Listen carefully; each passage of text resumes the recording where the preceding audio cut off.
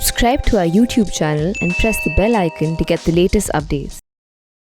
With the rise of Xi Jinping after 2013, the nature of the regime also started to change. I believe that it has made a transition from being an ordinary authoritarian country to something that we political scientists call totalitarian, meaning that the Chinese Communist Party wants to have total control over the 1.3 billion people that live in that country, and they have the technological means to carry that out.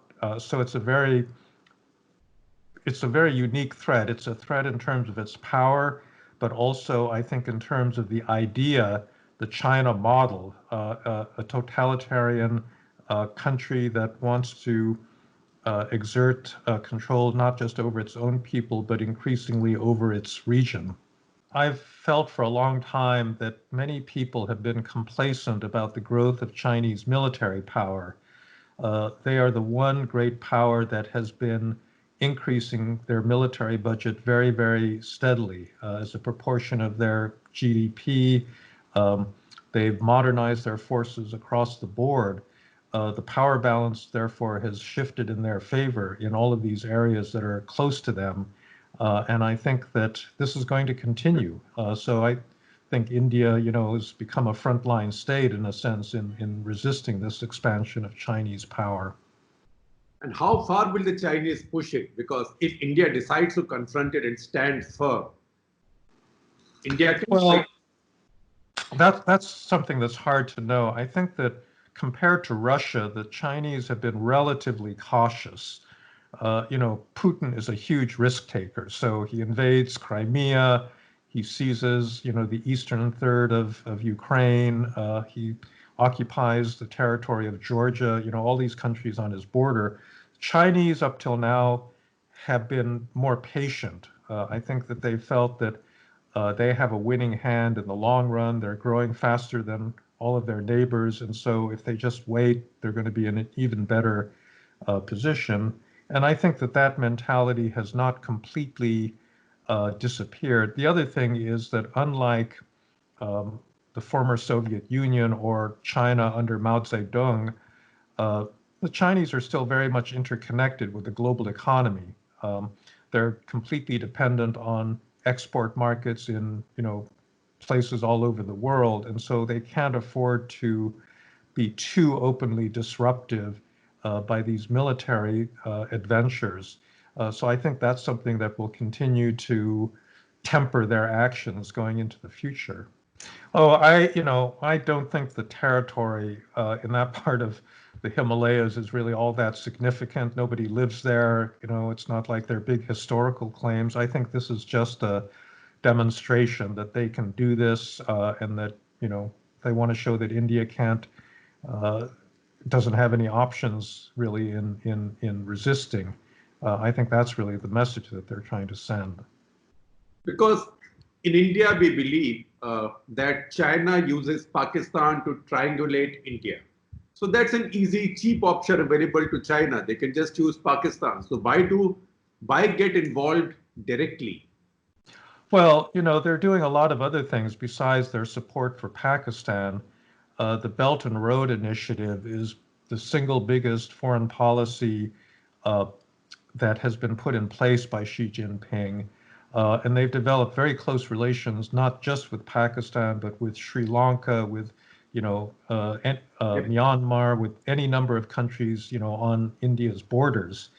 I don't believe some of the conspiracy theories that say that they've got a very clear strategic plan in doing this, but they clearly are using infrastructure and their ability to help developing countries build infrastructure as part of a campaign to increase their influence. Now, this is an interesting set of dilemmas because Pakistan has actually gotten way overextended.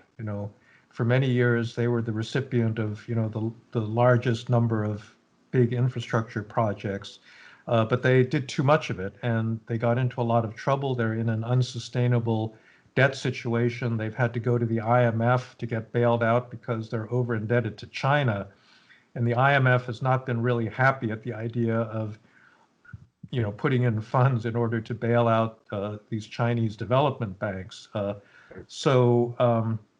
it's interesting too. I mean, Pakistan was the one country that didn't see a big backlash against Chinese influence, but I do think that that's beginning. So all of that's to say that there are many aspects to this Chinese push.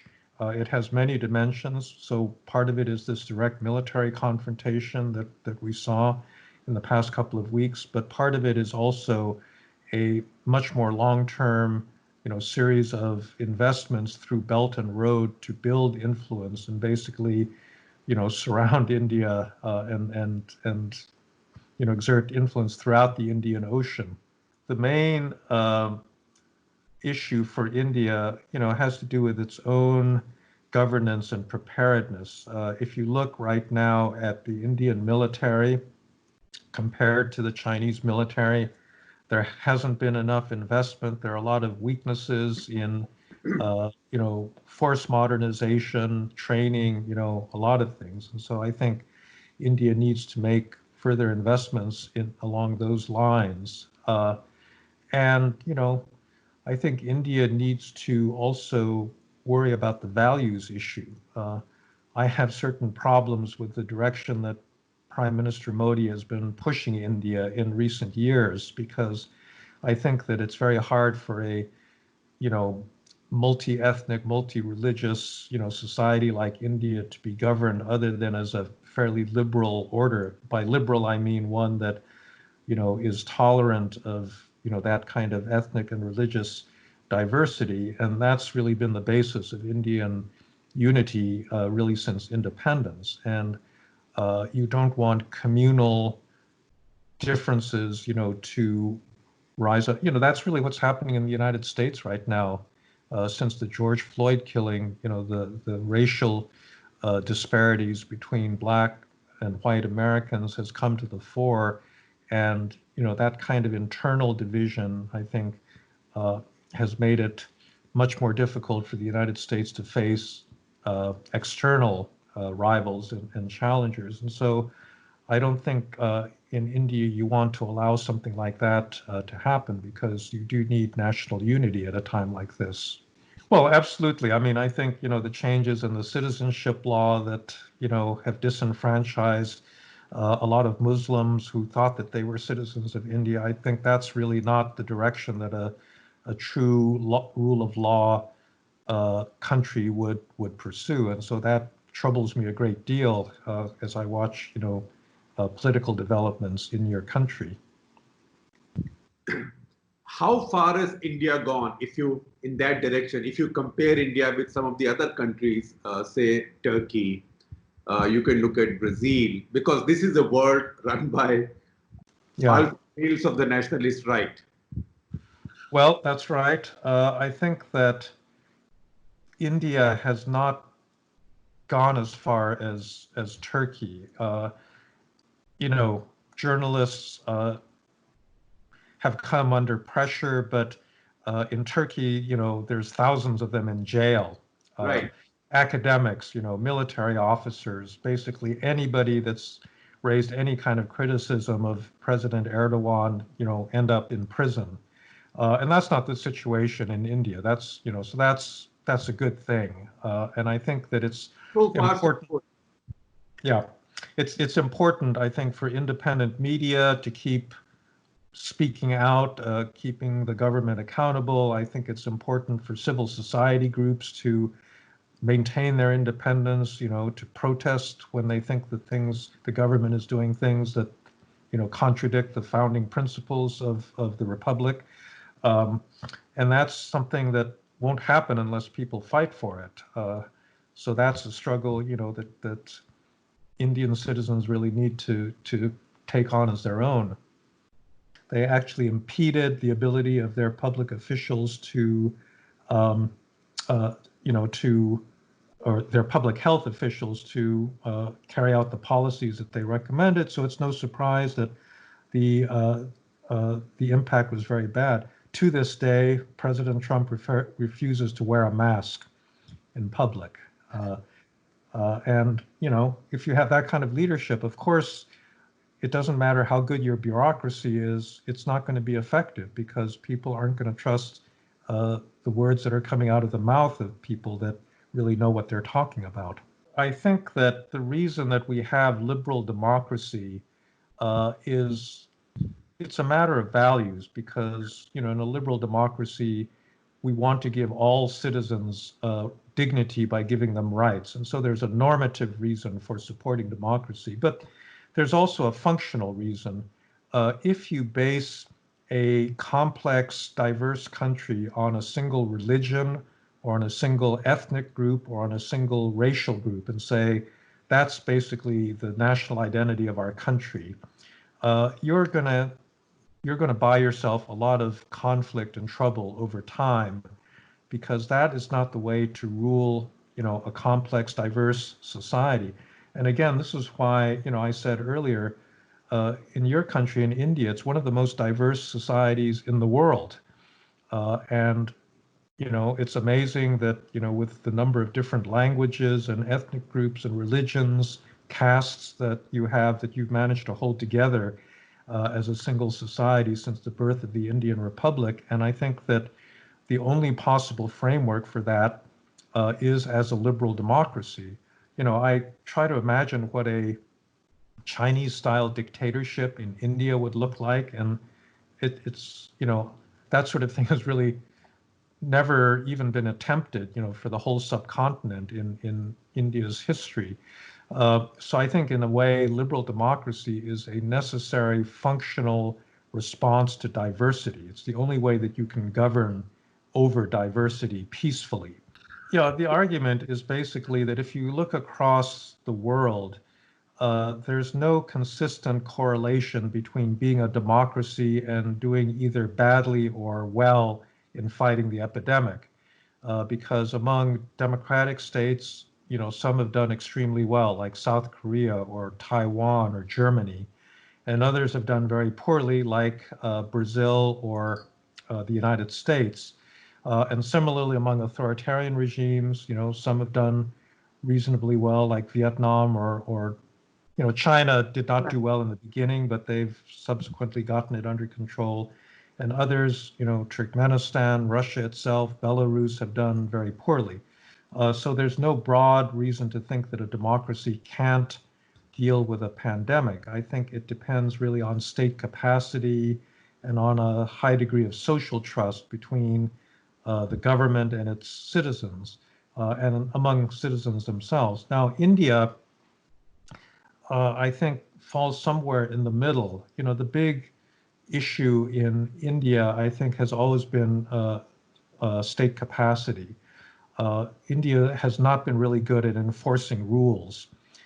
It's very difficult given the size of the country and its diversity and so forth. But compared to China, it has a relatively weak state. I think that the early response of, the lockdown was an appropriate one. It delayed the onset of the disease, but there are a lot of mistakes made in terms of, let's say, informal workers and travel bans and this sort of thing. And now I think the kind of longer term weaknesses in the public health system are coming to the fore, where there aren't enough hospital beds, there aren't places, especially where poor people can turn to get treatment as the disease spreads, among them. And so I think, that accounts for the worsening situation in India over time. That's the other thing about Trump, is that he didn't have a big circle of people that he trusted and could delegate authority to the way Reagan did or George H.W. Bush did. And, it appears that the only people he trusts are his family members.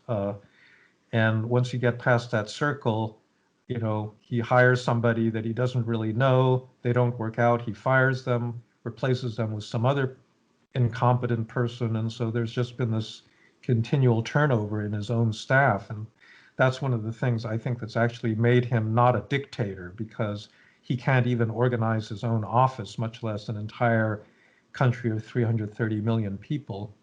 In a sense, Donald Trump has driven everybody crazy on the left. And so the progressive people have shifted, and there is a very strong current of intolerance and illiberalism on the left as well as on the right. And you see this particularly in university campuses, in the arts, in elite cultural institutions, where there's a very intolerant attitude towards anybody that doesn't signal that they're on board with, a current racial justice agenda. And you can signal this, in all sorts of ways. And I think the New York Times has been guilty of this. And so I think it's up to people that are real liberals to defend attacks against liberalism from people on the right, like Donald Trump, and from people on the left, like, these cultural critics that want to shut down, any voice that they don't like.